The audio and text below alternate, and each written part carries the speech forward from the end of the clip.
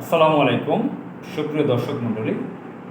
আজকে আমি যখন কথা বলছি 31 আগস্ট 2024, আজকের একটি গুরুত্বপূর্ণ খবর হচ্ছে জ্বালানি তেলের দাম কমেছে।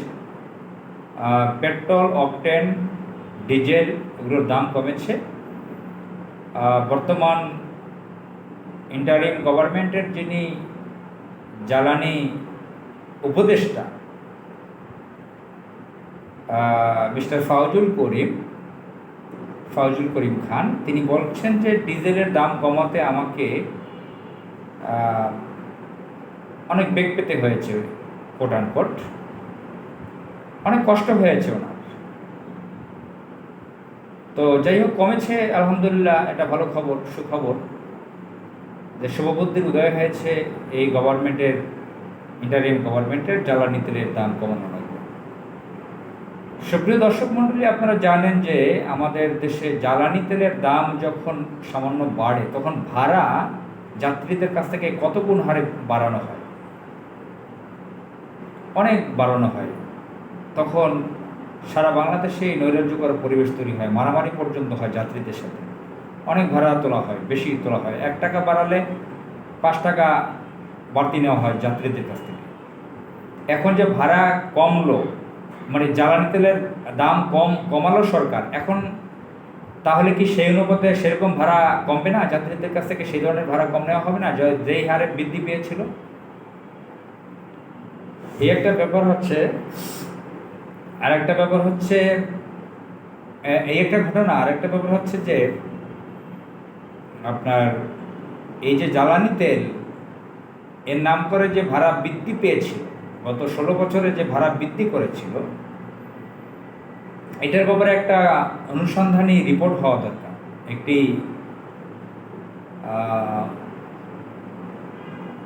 এই সরকারের পক্ষ থেকে একটি তদন্ত কমিটি করা উচিত, তদন্ত করে বের করা উচিত গত 16 বছরে কিভাবে আন্তর্জাতিক বাজারে কীরকম দাম ছিল, বাংলাদেশের অভ্যন্তরীণ বাজারে কীরকম দাম বেড়েছিল এবং কেন করা হয়েছিল, কে নির্দেশ দিয়েছিল এবং এই টাকাটা কোথায় গিয়েছিল। এটার একটা অনুসন্ধানী রিপোর্ট দরকার। সরকারের পক্ষ থেকে একটি তদন্ত হওয়া দরকার। আর এই যে চাঁদাবাজির সিন্ডিকেট নিয়ে কথা হচ্ছে, বিএনপি, আমিও কথা বলেছি, সামাজিক যোগাযোগ মাধ্যমে অনেকে লেখালেখি করছেন, পত্রপত্রিকা আসছে, আওয়ামী লীগের হাত থেকে বিএনপির হাতে গিয়েছে চাঁদাবাজি। চাঁদাবাজি তো বহু সেক্টরে আছে, তো পরিবহন সেক্টরে বড় একটা চাঁদাবাজি হয়, প্রতিদিন 10 কোটি টাকার উপরে উঠে, তারও বেশি উঠতে পারে। এই চাঁদাবাজি বিএনপির হাত থেকে, আওয়ামী লীগের হাত থেকে বিএনপির হাতে গেছে। এই চাঁদাবাজি ফলেও ভাড়া বৃদ্ধি পায়। তো এই সরকারের উচিত এই চাঁদাবাজির সিন্ডিকেট একদম বন্ধ করে দেওয়া, স্টপ করে দেওয়া। বিএনপি, আওয়ামী লীগের যেই থাকুক, এই সিন্ডিকেটকে বিচারের আওতায় আনা উচিত। তারা যে টাকা পাচার করেছে, লুট করেছে, সেই টাকাগুলো নিয়ে আসা উচিত। চাঁদার মাধ্যমে টাকাগুলো তুলে কোথায় কোথায় গিয়েছে টাকাগুলো ফেরত আনা উচিত, রাষ্ট্রীয় কোষাগারে জমা করা উচিত এবং এই সিন্ডিকেটকে ভেঙে দেওয়া উচিত। এবং এই সিন্ডিকেট ভেঙে, এবং দাম তো কমিয়েছে জ্বালানি তেলের, আরও কমাতে হবে।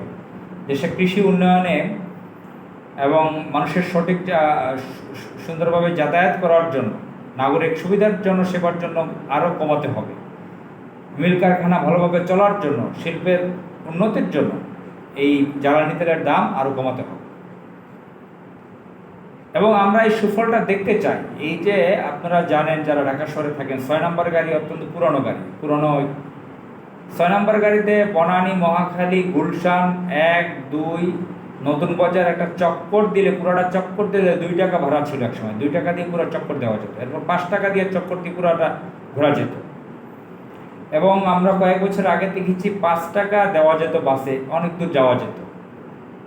এখন বাসে উঠলে পা রাখলেই 10 টাকা, আপনি উঠে নেমে যাবেন তাও 10 টাকা দেওয়া লাগে আপনাকে, এবং সেটা নিয়ে কোনো তর্ক করাই যায় না, আপনাকে লজ্জার ভিতর ফেলে দেবে। 10 টাকার নোট আপনাকে দিতেই হবে বাসে উঠলে। তো টাকাটা মানুষের ইনকাম কিভাবে আসবে? মাথা পিছু আয় তো ওরকম নাই, মানুষের ইনকামটা কোথেকে আসবে?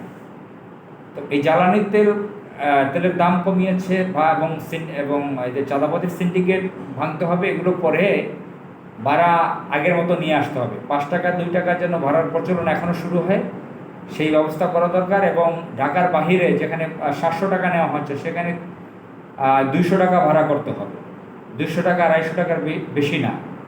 মানুষকে সহজলভ্য করতে হবে চলাফেরার জন্য, মুভমেন্টের জন্য। অনেকে ঢাকায় কম টাকায় চাকরি করে, খুব কম টাকা বেতন পায়, তার মা বাবার সাথে দেখা করতে পারে না, অনেক মানে এই ভাড়ার আতঙ্কে সে বাড়িতে যেতে পারে না। ঢাকায় অনেক লোক বসবাস করে, যদিও পদ্মা সেতু হয়েছে, তাড়াতাড়ি যাওয়া যায় অনেকে বলবেন, কিন্তু ভাড়া পদ্মা সেতু হওয়ার কারণে আরও বৃদ্ধি পেয়েছে টোলের কারণে। তো এটা 200-250 টাকা, যেখানে 700 টাকা ছিল ভাড়া সেখানে 200-250 টাকায় নিয়ে আসতে হবে। এই নাগরিক সুবিধা দিতে হবে।